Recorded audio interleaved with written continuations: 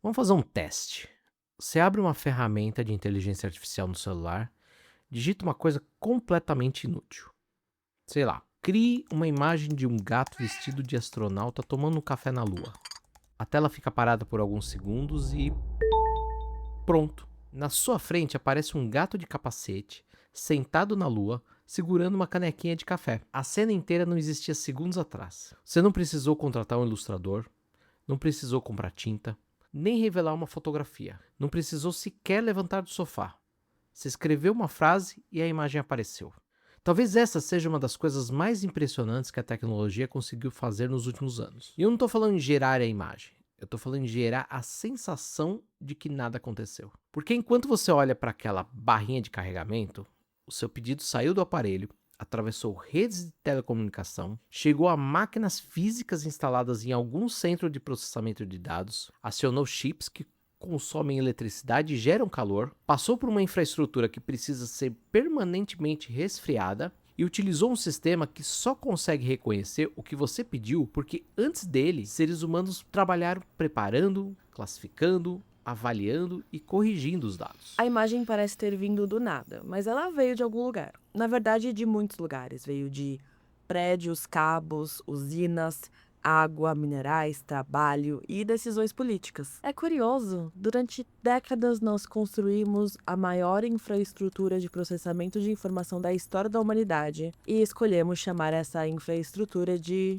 nuvem. Uma coisa fofinha, leve, que paira no céu, que não pertence a ninguém, que não ocupa terreno, não gasta recurso, que simplesmente tá lá. Só que a nuvem da tecnologia não é feita de vapor d'água. Ela tem parede, tubulação, gerador, conta de luz, tem gente trabalhando. E, ironicamente, ela também precisa de água. Muita água. No episódio passado dessa temporada, nós olhamos para a promessa. Vimos como a inteligência artificial pode ajudar a prever enchentes, monitorar florestas, apoiar professores, organizar sistemas de saúde e ampliar a capacidade de governos e organizações que enxergam problemas gigantescos. Mas toda tecnologia que amplia nossa capacidade de fazer alguma coisa também exige uma infraestrutura capaz de sustentá-la. E é isso que nós vamos fazer hoje. Seguir o fio, do seu celular até o servidor, do servidor até a tomada, e da tomada até o território, do algoritmo até a pessoa que ensinou aquela máquina a reconhecer um gato. E quanto mais longe a gente segue, mais pesada fica uma tecnologia que parece caber inteira dentro de uma tela. Por trás daqueles segundos, existe uma cadeia inteira de recursos, de trabalho e de poder. É ela que a gente vai investigar hoje.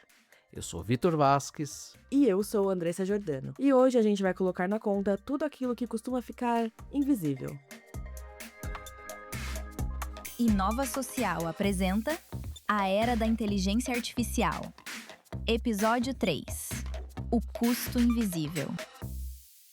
Quando a gente fala em inteligência artificial, a primeira imagem que costuma aparecer é uma tela. Uma janela de conversa, talvez até um robô humanoide se a campanha publicitária for cafona o suficiente. Mas a imagem mais honesta da inteligência artificial contemporânea provavelmente é muito menos charmosa. É um galpão. Um galpão gigantesco, com fileiras e mais fileiras de computadores funcionando 24 horas por dia.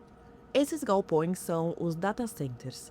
Eles já existiam muito antes da febre da IA generativa. Eles são parte da infraestrutura que mantém sites, bancos, plataformas digitais, serviços de streaming, praticamente tudo que a gente chama genericamente de internet. O que mudou nos últimos anos foi a intensidade. Modelos de IA exigem uma capacidade de processamento enorme, e processamento exige energia. Em 2024, segundo a Agência Internacional de Energia, os data centers foram responsáveis por cerca de 415 terawatts-hora de eletricidade no mundo. Isso representa aproximadamente 1,5% de todo o consumo global de eletricidade. Pode parecer pouco, só que essa demanda está crescendo muito mais rápido do que o consumo elétrico mundial. A projeção da agência é que até 2030 os data centers cheguem perto de 945 terawatts-hora, ou seja, mais que o dobro. E a inteligência artificial é apontada como o principal motor desse crescimento. Só que existe um detalhe importante aí. Quando a gente fala em energia global, a escala pode esconder o problema. Porque eletricidade não é consumida globalmente, ela é consumida em algum lugar. Um data center não puxa 1,5% de uma tomada imaginária chamada planeta Terra. Ele se instala numa cidade, se conecta a uma rede elétrica específica, ocupa um terreno específico e começa a competir por infraestrutura dentro de um território real. É por isso que o impacto global de um desses empreendimentos pode ser muito maior do que a porcentagem global faz parecer. E aqui a gente não fala só de energia, a gente fala de computadores que transformam parte dessa energia em calor. Quanto mais processamento, mais calor. Quanto mais calor, mais necessidade de refrigeração. E uma das formas mais eficientes de retirar esse calor é utilizando água. Aqui também existe uma armadilha nos números. Não existe uma quantidade universal de água que uma pergunta para IA consome. O impacto depende do modelo, do hardware, do clima, da fonte de energia, do sistema de refrigeração e, claro, de onde aquele data center está instalado. Por isso, mais importante do que transformar cada pergunta feita num chatbot numa garrafinha imaginária de água é olhar para a escala industrial. Em 2025, o Google informou que os seus projetos de reposição hídrica devolveram aproximadamente 7,7 bilhões de galões de água às bacias onde atua. E esse volume correspondia a 78% do consumo total de água doce da empresa naquele ano. Ou seja, quando uma das maiores empresas de tecnologia do mundo mede a sua relação com a água, a unidade não é litro, é galão. Bilhões deles. Isso nos traz ao Brasil, mais especificamente ao Ceará. Caucaia, região metropolitana de Fortaleza. Ali, perto do complexo industrial e portuário de Pecém, começou a ser construído um dos projetos de data center mais ambiciosos do país. A empresa responsável pelo empreendimento é a Omnia, e o cliente anunciado é a ByteDance, dona do TikTok. Em janeiro de 2026, a prefeitura de Caucaia acompanhou oficialmente o início das obras. O projeto prevê até 300 megawatts de potência instalada, com 200 megawatts destinados à infraestrutura de tecnologia da informação.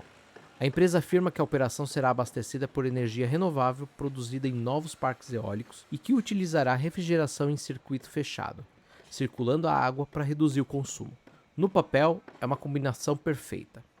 Sol, vento, conectividade, um grande investimento internacional, empregos, a narrativa de um Nordeste que deixa de apenas exportar commodities e passa a participar da economia tecnológica do século XXI. Só que alguns meses depois, em maio de 2026, o Ministério Público Federal e a Defensoria Pública da União fizeram uma recomendação conjunta sobre o empreendimento. Os órgãos questionaram o uso de um relatório ambiental simplificado para analisar uma instalação desse porte, pediu um monitoramento hidrológico mais robusto, mais controle sobre os impactos energéticos e cobrava consulta ao povo indígena Anassé e a outras comunidades tradicionais da região. Na avaliação do Ministério Público Federal e da Defensoria Pública da União, um empreendimento de operação contínua, com grande demanda de energia e potencial impacto hídrico, não deveria ser tratado como uma construção civil qualquer. Percebe como que a história fica mais complicada? Não existe de um lado a tecnologia má e de outro o meio ambiente bom. Existe uma infraestrutura que pode gerar investimentos, empregos e desenvolvimento tecnológico, que pode continuar com fontes renováveis, que pode adotar sistemas mais eficientes de refrigeração, mas que ainda assim ocupa território. Precisa de energia, precisa ser fiscalizada, ainda assim afeta comunidades que já estavam ali antes do primeiro servidor chegar, e é nesse ponto que a palavra sustentável começa a exigir uma pergunta complementar. Sustentável para quem? E existe outra coisa escondida dentro daquele galpão. Na verdade, escondida muito antes daquele galpão existir. Porque os computadores que estão ali, eles não nasceram naquele prédio. Os chips foram fabricados, os componentes foram transportados, a energia precisou ser produzida, os modelos precisaram ser treinados e os dados precisavam ser preparados. A nuvem ela pode ter endereço, mas a cadeia que sustenta a nuvem atravessa o planeta. E uma parte fundamental dela não é feita por máquinas, é feita por gente. Tem uma coisa meio humilhante que quase todo mundo que usa a internet já fez. Você tá tentando entrar num site e aparece uma mensagem: prove que você não é um robô. Aí o sistema mostra 9 quadradinhos e pede para que você selecione as imagens que contêm motocicletas. Você procura, tem uma moto inteira num quadradinho, tem metade do guidão em outro e uma coisa que talvez seja uma bicicleta. Você fica em dúvida, clica, erra, o sistema manda mais 9 imagens. Aliás, esse ritual meio ridículo dos CAPTCHA já virou até filme. O curta holandês I'm Not a Robot, vencedor do Oscar em 2025, acompanha uma mulher que começa a questionar a própria identidade depois de falhar várias vezes seguidas, justamente nesses testes para provar que não é um robô. A gente já falou sobre ele no Inova Social e dá até pra assistir por lá. O link vai ficar na descrição desse episódio também. Enfim, lá tá você, um ser humano, realizando uma tarefa visual para convencer uma máquina de que você não é uma máquina. Inclusive, eu acho que isso é uma ótima ideia para uma instalação de arte contemporânea. Mas essa situação também ajuda a entender uma peça fundamental da inteligência artificial, porque computadores são extraordinários em encontrar padrões.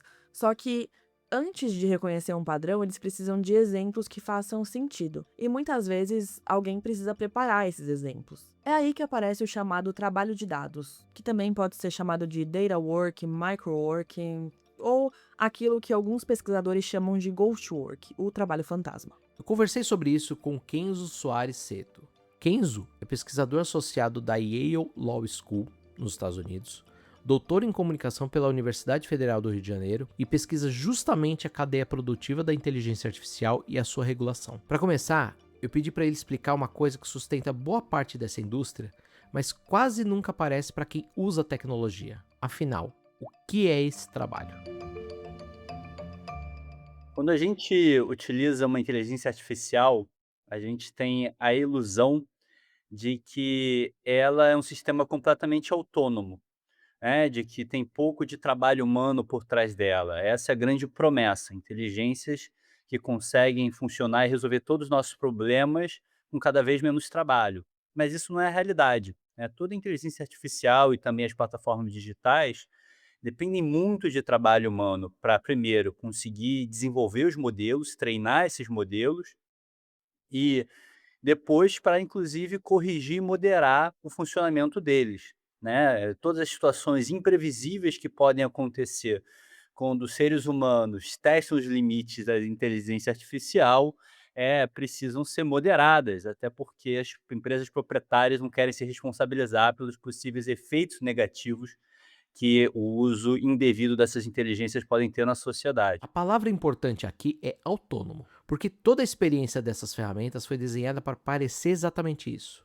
Você pede, ela responde, você envia uma foto, ela reconhece, você fala, ela transcreve.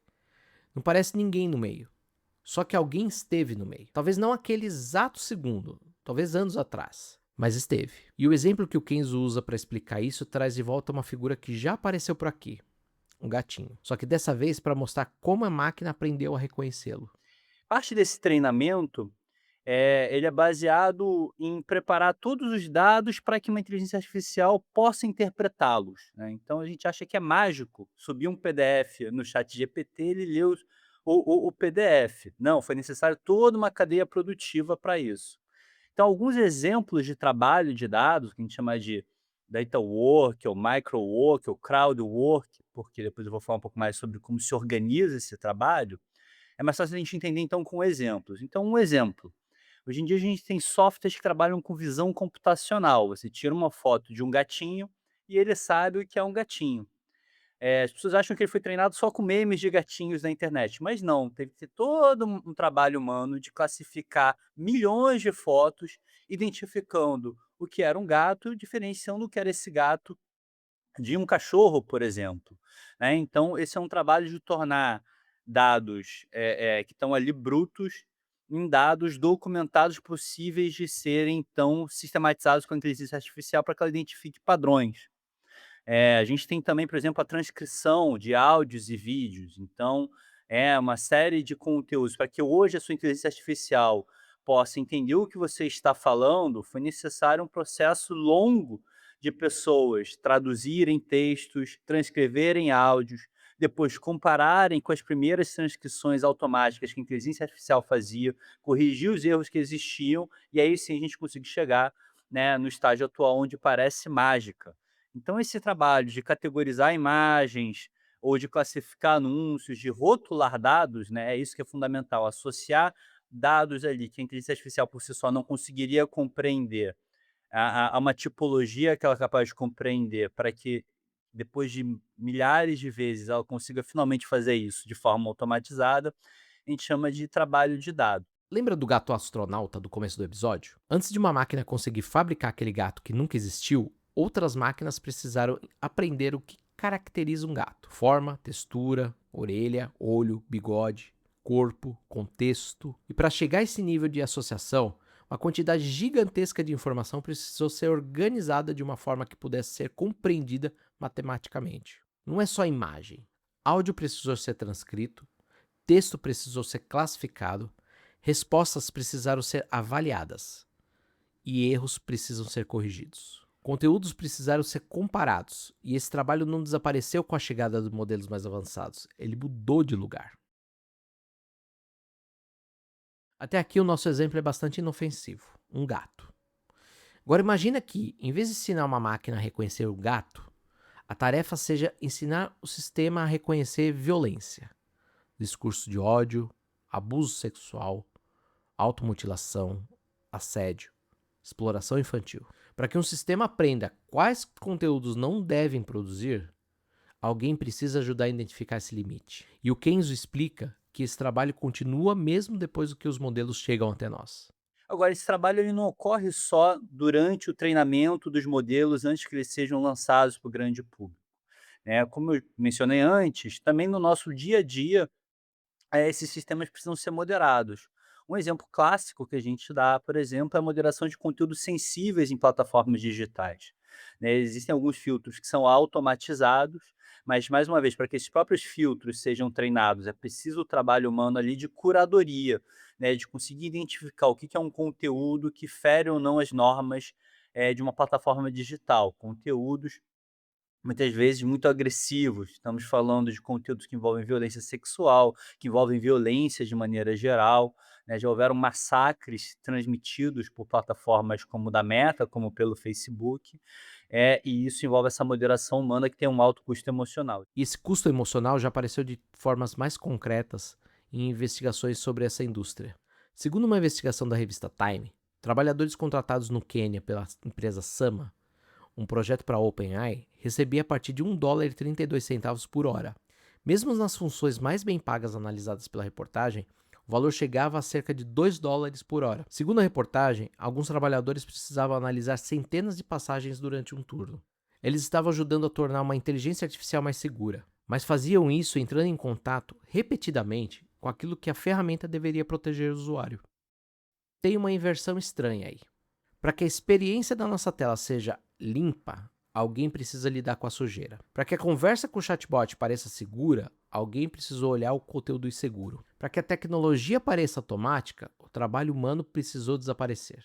E seria confortável imaginar que esse é um problema distante, um efeito perverso de algum mercado de trabalho lá no Quênia. Só que o trabalho de dados também acontece no Brasil. Na entrevista, o Kenzo chama atenção justamente para isso.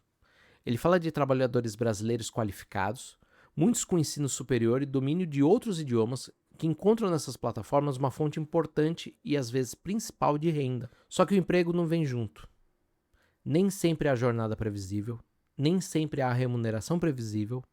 A plataforma pode oferecer muitas tarefas numa semana, quase nenhuma numa semana seguinte, e o trabalhador precisa continuar disponível. Um dos desafios do trabalho de dados é que ele é apresentado pelas plataformas, então onde esse trabalho ocorre? Isso é uma coisa importante da gente mencionar, em plataformas famosas como a Amazon Mechanical Turk, mas também a Appen, a Lionbridge, a Microworkers, que constroem toda uma narrativa como se isso fosse um trabalho que a gente chama de gig work, ou seja, um trabalho que ele é complementar à fonte de renda principal desses trabalhadores, é ali um vínculo temporário e parcial que você vai momentaneamente fazer um dinheirinho extra, né, um bico, né, a gente às vezes traduz gig work por economia do bico. Mas o que esse discurso esconde é que você tem uma massa de trabalhadores permanentemente trabalhando nessas plataformas de forma precária. Então a gente tem dados do Brasil, por exemplo, onde um terço, a estimativa é que um terço dos trabalhadores de dados brasileiros gastam 7 dias por semana trabalhando nessas plataformas. Então, de fato, é a fonte principal de renda deles, né. É um trabalho muito precário, a estimativa também é que esses trabalhadores, em média, ganham um terço a menos do que o trabalhador médio brasileiro. eles não conseguem muitas vezes, né, realizar garantir um salário mínimo, por exemplo, embora sejam trabalhadores muito qualificados. Então os trabalhadores de dados no Brasil, por exemplo, uma parcela expressiva deles tem ensino superior. Então, até pelo tipo de trabalho, muitas vezes envolve o domínio de uma língua estrangeira, porque essas plataformas são predominantemente em inglês, e também o conteúdo que é avaliado, né, que recebe essa curadoria humana, muitas vezes em conteúdo em inglês ou em outras línguas. E é isso, a gente tem então essa massa permanentemente empregada por essas plataformas, mas um trabalho completamente informal. Isso significa que elas não têm garantia de remuneração constante, as plataformas, elas distribuem as tarefas de uma forma opaca, o trabalhador não tem nenhuma previsibilidade de quanto ele vai conseguir fazer por semana, ele pode fazer 5 vezes mais esse mês do que ele fez no anterior, e no mês seguinte ele fazia 1/10 disso. Não existe previsibilidade de jornada, então até para ele tentar organizar esse trabalho com outras atividades que ele porventura faça, ele não consegue saber, então ele pode ter a demanda da plataforma de 10 horas essa semana, na seguinte receber só 2 horas de tarefas, mas se ele não estiver disponível em seguida para ampliação súbita dessa jornada, ele é punido pela própria plataforma, então isso é uma coisa que acaba com qualquer previsibilidade do trabalhador pensar não só sua renda, mas como é que ele organiza suas jornadas de trabalho. Repara na contradição. A indústria mais avançada do nosso tempo, treinada por uma relação de trabalho que, em alguns aspectos, parece saída de um período muito anterior da história trabalhista, a tarefa chega por uma plataforma. O trabalhador executa, a plataforma avalia, a plataforma decide se haverá outra tarefa, a plataforma pode suspender a conta e muitas vezes não existe sequer uma pessoa do outro lado para explicar o que aconteceu. Você ajuda a treinar uma inteligência artificial, mas quando tem um problema, talvez nem consiga falar com um ser humano. Essa precariedade fica ainda mais séria quando o trabalho envolve conteúdo sensível. Kenzo ressalta sobre a depressão, o sofrimento psíquico e os impactos físicos associados às jornadas intensas. Se a gente pensa nos impactos de saúde mental e física, né, então a gente sempre fala muito dos impactos de saúde mental dessas pessoas que fazem a curadoria desse conteúdo sensível, né? Pessoas que entram em depressão, que têm tentativas de suicídio, porque estão sendo os guarda-costas, né? Estão vendo tudo aquilo que nós não queremos ver, né? Porque sabemos os efeitos disso. Então, imagina pessoas que consomem horas semanais como seu trabalho de conteúdo de violência sexual ou pedofilia. Essas pessoas não têm nenhuma garantia de responsabilidade dessas plataformas sobre a sua saúde mental, ou também sobre a sua saúde física, né. A gente tem também os elementos ergonômicos do que é trabalhar, às vezes, em jornadas intensas, no computador, enfim, então desde ler, esforços repetitivos, enfim, né, problemas de coluna. Porque a gente está falando de pessoas que é isso, em alguns casos, podem ficar uma semana inteira sem receber nenhuma tarefa, enquanto há outros trabalhadores que chegam a ter jornadas de até 60 horas semanais, fazendo esse trabalho de curadoria de dados. E é isso, sendo um trabalho 100% informal, a gente tem todos esses impactos sobre a saúde, a renda e os direitos do trabalhador individualizados, né, sem nenhuma proteção por parte do Estado e nenhuma responsabilização das plataformas. Quando a gente fala em automação, existe uma fantasia de substituição. O robô chegou, a pessoa saiu. Só que a história real é mais bagunçada. Às vezes, quando automatizamos uma tarefa, o trabalho humano não desaparece. Ele é empurrado por trás da cortina. Ele fica fragmentado, terceirizado, distribuído entre países, transformado em microtarefas. E fica barato o suficiente para que a gente pare de enxergá-lo. É por isso que o trabalho fantasma é uma expressão tão poderosa. Não significa que não existe ninguém. Significa justamente ao contrário. Existe alguém, só que o sistema funciona melhor quando você esquece disso. Até aqui a gente entrou em 2 bastidores da IA. Primeiro nos galpões, onde ela ganha corpo, consome energia e precisa ser resfriada. Depois, atrás das telas, onde pessoas treinam, classificam e moderam os sistemas que parecem funcionar sozinhos. Agora, vamos afastar um pouco a câmera, porque quando a gente coloca essas 2 partes da cadeia sobre um mapa, começa a aparecer um desenho, e ele não é distribuído de forma aleatória. Foi por isso que eu perguntei ao Kenzo onde exatamente esse trabalho acontece. Olha, a gente tem uma estimativa do Banco Mundial que diz que até 12% da força de trabalho global hoje em dia atua de alguma forma no trabalho de análise de dados. Mas, embora isso seja global, tem uma distribuição muito clara que se concentra onde o trabalho é mais barato. Então, no sul global, ou que hoje a gente chama de mundo majoritário. E a razão é muito simples. Se a gente compara os dados que a gente tem, desse trabalho para treinamento de inteligência artificial entre 3 países, para dar só um exemplo, aqui na América Latina, o trabalhador de dados da Argentina ganha 3 vezes mais do que o trabalhador da Venezuela.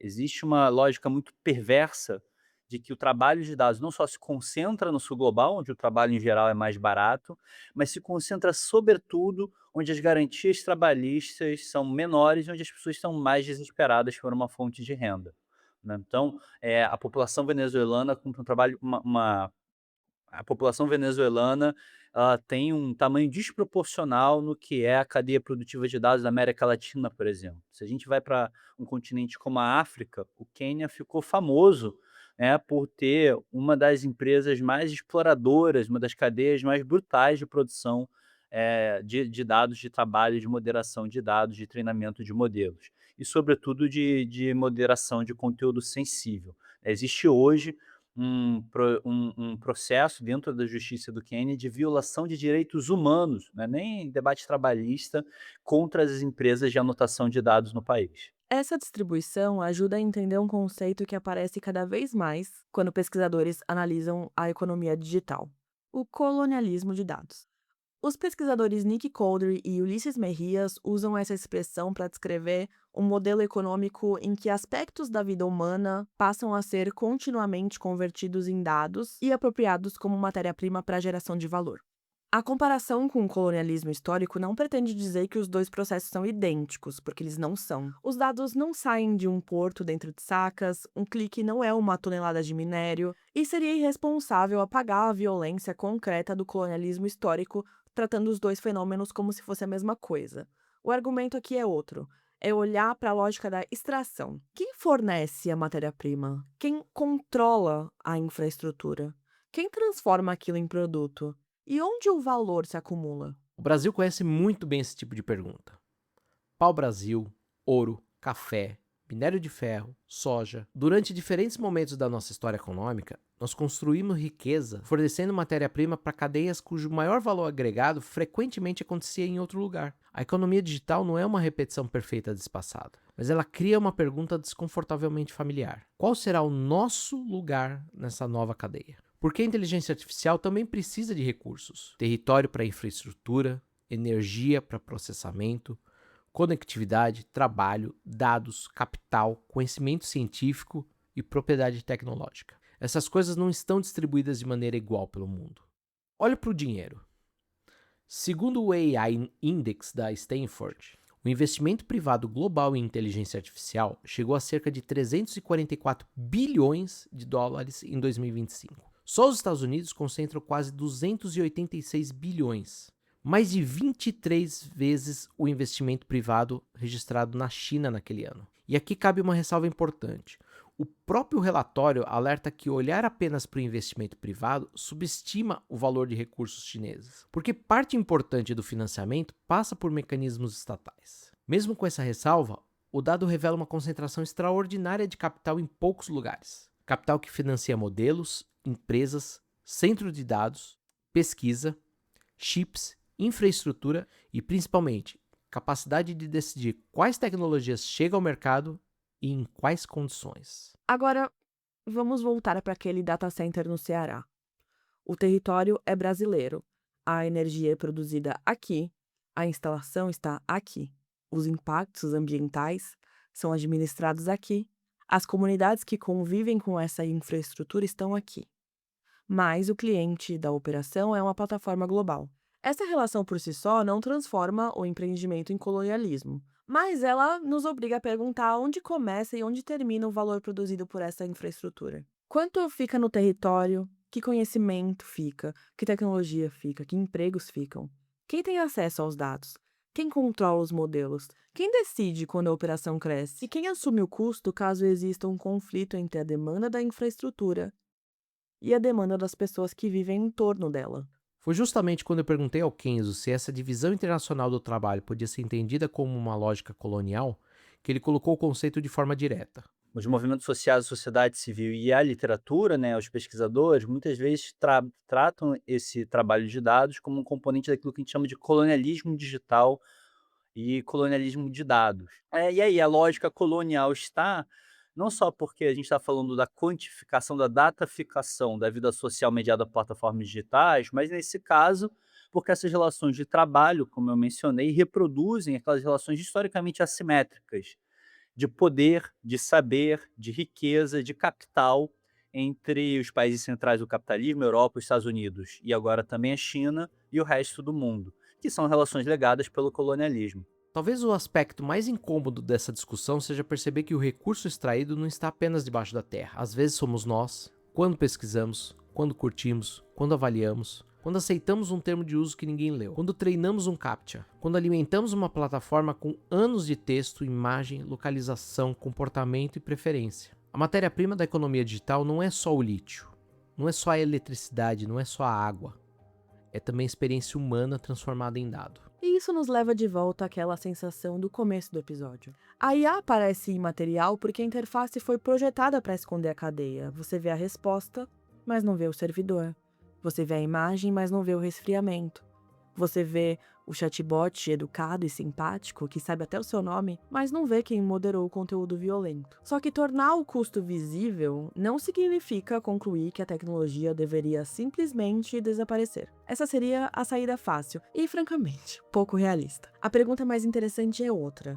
Se nós sabemos que essa infraestrutura tem custo ambiental e social, dá para construir uma cadeia diferente? Quando a discussão chega nesse ponto, aparece uma tentação. Achar que só existem duas posições possíveis. De um lado, gente que acredita que qualquer avanço tecnológico é necessariamente progresso. Do outro, gente que acredita que qualquer data center, algoritmo ou modelo de inteligência artificial deve ser combatido. Mas a realidade raramente é tão organizada. A questão não é escolher entre ter ou não ter inteligência artificial. A questão é decidir quais condições nós estamos dispostos a aceitar para que ela exista. Foi por isso que eu perguntei ao Kenzo se existe uma forma mais justa de organizar o trabalho que sustenta esses sistemas. Ele citou duas frentes. A primeira é tornar plataformas responsáveis pelas condições que oferecem, e a segunda é algo que muitas vezes desaparece no debate sobre tecnologia: a organização dos próprios trabalhadores. Um projeto bem interessante que é o projeto Fair Work, né, em tradução português, trabalho digno, que era um projeto que avaliava as condições de trabalho em diversas plataformas, inclusive em plataformas de trabalho de dados, e o objetivo do projeto, então, era ter um ranking de quais plataformas tinham melhores e piores condições de trabalho como forma de pressão pública de responsabilização dessas plataformas. Então, se a gente pegava, por exemplo, o relatório de 2023 do Fair Work sobre esse trabalho de dados, né, a gente conseguia ter vários critérios ali, como, por exemplo, remuneração digna. Então, se a remuneração era proporcional pela jornada de trabalho ao que é o salário mínimo daquele país, daquele trabalhador, né? Quais eram as condições de trabalho. Então, por exemplo, transparência algorítmica. O trabalhador conseguia saber, né, por que determinada tarefa está sendo distribuída para ele e não para outro, por que ele foi suspenso. Muitas vezes os trabalhadores são suspensos da plataforma sem qualquer razão, sem qualquer possibilidade de apelar, né? Não tem, principalmente não há como apelar para um ser humano, mas às vezes não tem nenhum chatbotzinho para você falar. E aí o projeto Firework conseguia avaliar quais eram as plataformas que garantiam condições um pouquinho melhores do que outras, como forma de pressionar, essas plataformas. E aí, para quem está curioso, a pior qualificada em 2023 foi a Amazon, Mechanical Turk, que ganhou aí o prêmio de pior condições de trabalho de dados. Para vocês terem uma ideia, muitos trabalhadores brasileiros não conseguiam ser remunerados diretamente pela Amazon Mechanical Turk. Eles tinham que trocar, a sua remuneração era realizada por meio de vales de compra, cupons de compra na Amazon, e aí eles tinham então que comprar produtos na Amazon dos Estados Unidos para então tentar monetizar esses produtos que eles compravam. Então eles me viravam muambeiros, né, para poder converter finalmente a remuneração deles em reais, em moeda, enfim, para poder fazer depois um Pix. né? E por que que isso melhorou? Então, né, hoje trabalhadores brasileiros pelo menos conseguem ter sua remuneração pela Amazon Mechanical Turk. Porque um segundo elemento fundamental de produção de alternativas é a luta dos próprios trabalhadores. Então, houveram mobilizações de trabalhadores brasileiros por meio de grupos de WhatsApp, por meio do LinkedIn, por meio de um ecossistema de trabalhadores que produziam inclusive vídeos, né? Então já tinha uma cultura os trabalhadores produzirem dicas uns para os outros, né, como é que você começa a trabalhar para essas plataformas, como evitar ser bloqueado, etcétera. E eles se organizaram para conseguir, fazer então uma pressão para que a Amazon de fato criasse algum canal de remuneração para eles. Então, essas lutas dos trabalhadores que estão emergindo em toda a área, é um conceito que eu e o meu colega professor Rafael Groma, que é um gênio, né, uma das grandes referências do campo, estamos denominando o conceito que ele propôs primeiro e agora a gente está trabalhando juntos, de uma governança da inteligência artificial pelos trabalhadores. Então, como é que a luta desses trabalhadores impacta o desenvolvimento de inteligência artificial para ter condições mais dignas de trabalho na sua cadeia produtiva, mas também para pensar quais são as finalidades onde essa inteligência artificial ela é aplicada. Essa expressão muda um pouco a pergunta. Governança de inteligência artificial pelos trabalhadores. Porque nós estamos acostumados a imaginar que as grandes decisões sobre inteligência artificial serão tomadas por três grupos: engenheiros, executivos e governo. Mas existe uma quarta cadeira nessa mesa: as pessoas que constroem, treinam, moderam, testam e mantêm esses sistemas funcionando. E talvez exista uma quinta ainda: as comunidades que fornecem território, água e energia para que essa infraestrutura exista. E essa discussão também passa pelas regras que o Estado cria para essas tecnologias. A Lei Geral de Proteção de Dados foi um avanço fundamental no Brasil, porque criou direitos e obrigações sobre a forma como dados pessoais são coletados e tratados. Mas a cadeia da inteligência artificial coloca questões que vão além da privacidade individual. Não basta questionar: eu autorizei o uso do meu dado? Nós também precisamos querer saber qual infraestrutura está processando esse dado, que energia ela utiliza, que impacto territorial ela produz, que trabalhadores participam dessa cadeia, que direitos eles têm, quem audita o sistema, quem pode interromper uma operação e quem responde quando alguma coisa dá errado. É aí que a conversa começa a sair da proteção de dados e a entrar numa discussão muito maior sobre soberania digital. Soberania não é colocar um servidor dentro da fronteira e declarar a missão cumprida. Soberania é capacidade de decisão, capacidade técnica, infraestrutura, conhecimento, regulação, fiscalização, trabalho digno, participação social. É poder escolher como a tecnologia vai ser incorporada ao país sem precisar ficar preso a uma falsa escolha entre aceitar qualquer condição ou ficar para trás. E talvez essa seja a principal diferença entre enxergar e não enxergar o custo. Quando o custo fica invisível, toda eficiência parece gratuita. Quando ele aparece, a conversa muda. Aquela imagem do gato astronauta levou segundos para ser gerada. Mas esse tempo não começou a ser contado quando a gente apertou enviar. Isso começou muito antes. Na fabricação do equipamento, na construção do data center, na produção da energia, na água que circula pelo sistema de refrigeração, na infraestrutura que leva o dado de um continente ao outro, na pessoa que classificou uma imagem, na pessoa que avaliou uma resposta, na pessoa que passou horas diante de conteúdos que nós nunca gostaríamos de ver, na comunidade que vive ao redor da infraestrutura, na decisão do governo que autorizou aquela instalação, na empresa que escolheu onde investir, no contrato que decidiu quem seria pago e quem não seria. Talvez seja isso que a palavra nuvem tenha feito de mais eficiente: não esconder os computadores, esconder as relações. Porque a inteligência artificial não vive acima da sociedade. Ela está completamente enterrada dentro dela. Na nossa economia, nas nossas relações de trabalho, nos nossos recursos naturais, nas nossas desigualdades e nas escolhas que fazemos sobre quem pode decidir o futuro dessa infraestrutura. Depois de seguir essa cadeia até aqui, tem uma coisa que ainda fica fora de campo. Se a inteligência artificial depende de tanta energia, tanto território, tanto trabalho, tanto dinheiro, tantos dados, quem que manda em tudo isso? No começo desse episódio, nós seguimos um pedido até o servidor. No próximo, a gente muda o foco. Porque tudo que vimos até aqui também envolve decisões. Decisões sobre o que pode ser feito, sobre o que precisa ser regulado, sobre quem responde quando alguma coisa dá errado. E sobre quem tem o poder suficiente para definir as regras. Mas afinal, quem está com a mão no volante? Os governos têm o poder de criar leis, impor limites e decidir o que uma empresa pode ou não fazer dentro do seu território. As Big Techs, por outro lado, controlam boa parte dos modelos, da infraestrutura, do conhecimento técnico e do dinheiro que movimenta essa indústria. Muitas vezes elas conseguem desenvolver e colocar uma nova tecnologia no mundo muito antes de uma regra conseguir alcançá-la. A sociedade civil tenta garantir que essas decisões não aconteçam apenas entre governos e empresas. É ela que pressiona pelos direitos, transparência, participação e pelo interesse público dentro dessa discussão. E tem ainda os trabalhadores, as pessoas que constroem, treinam, moderam e mantêm esses sistemas funcionando e que também começam a se organizar para disputar as condições e até as finalidades desse trabalho. Só que esse volante pode ficar na mão só de um deles? Uma tecnologia que atravessa tantos países, empresas, governos e partes da nossa vida pode ser governada por um único ator? Ou governar a inteligência artificial significa justamente criar formas de dividir esse poder? É nessa disputa que a gente entra no próximo episódio. Quem governa a inteligência? Eu sou Vitor Vasquez e a pesquisa e a estruturação do roteiro desse episódio são de Andressa Giordano, a partir de um argumento original nosso. O desenvolvimento estratégico da temporada tem colaboração de Gabriel Cardoso, gerente executivo do Instituto Sabin. Edição, mixagem e desenho de som são da Com Limão & Co. O Inova Social é uma iniciativa do Instituto Sabin. E se esse episódio fez você olhar de outro jeito para aquela palavra aparentemente inocente, a nuvem, avalie o podcast na sua plataforma preferida. Siga o canal e compartilhe esse episódio com alguém que ainda acha que a inteligência artificial acontece só dentro da tela. Nós te esperamos no próximo episódio. Um grande abraço. Tchau.